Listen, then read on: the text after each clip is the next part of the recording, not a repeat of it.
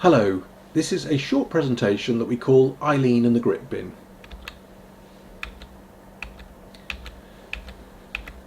Now, some respected commentators are saying that by 2031 demand for adult care services will consume most of the council's budget, and that will leave far less for things like libraries, street cleaning, refuse collection, roads and buses.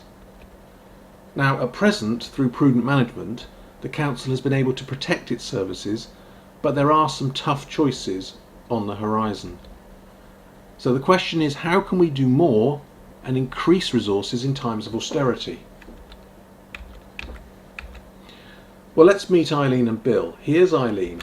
Eileen is 87 years old. She lives in her own home with support from her family and neighbours, who lend a hand with gardening, shopping, transport and gritting her path when it gets icy. And here's Bill. Bill was diagnosed with dementia in 2007. He lives at home with support from his wife Carolyn. He goes to the Forget-Me-Not Centre twice a week, and this gives Carolyn the break she needs to help her keep going. And this is really important because Bill and Eileen live independently with help from relatives, neighbours and volunteers, and they don't depend on the council. And in fact, most social care is provided freely in this way at no cost to the state. And this is called social capital. So by increasing social capital, we can reduce demand for public expenditure.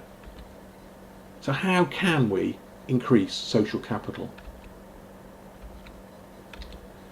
Well, we've already seen many examples of social capital at work in Wiltshire. There are 300 volunteers now trained and working in Wiltshire's libraries, enhancing services and saving over £500,000 every year. There are 300 volunteers now operating community speed watch schemes, reducing speeds and saving lives all over the county. And without these volunteers, we just couldn't provide these services. But this is only the tip of the iceberg. Communities are leading the way right across the county. There are first responder schemes, job clubs, stroke clubs, sports clubs, local history groups. There are farmers markets, cooperatives, playgroups, arts groups and youth clubs. And there are memory cafes, link schemes, car clubs, lorry watch. There are flood wardens, neighbourhood watch schemes. There are street pastors, village halls, community choirs and almshouses. And of course there are hundreds more.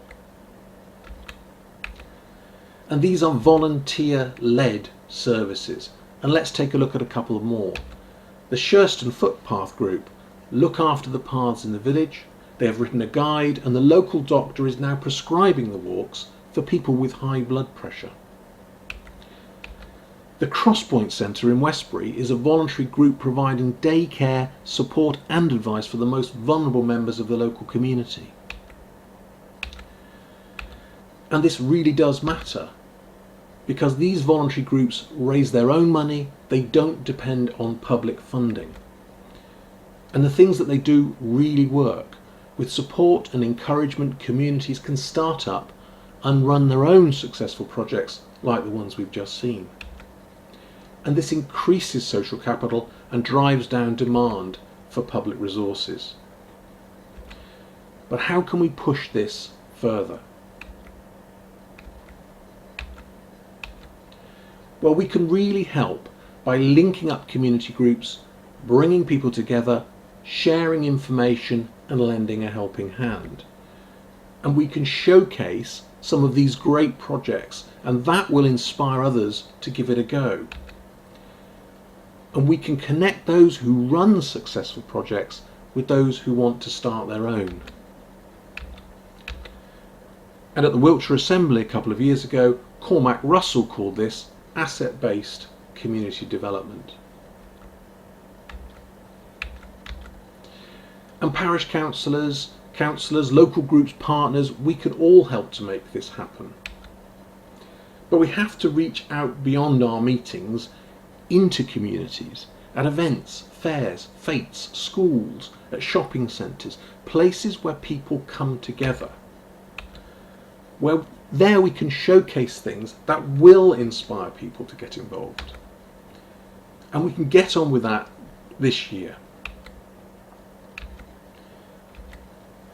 And we are trying to find funding for a pop-up HQ so that we can get out into the community. We will work with WWFCAP to get resources online to help people create new projects.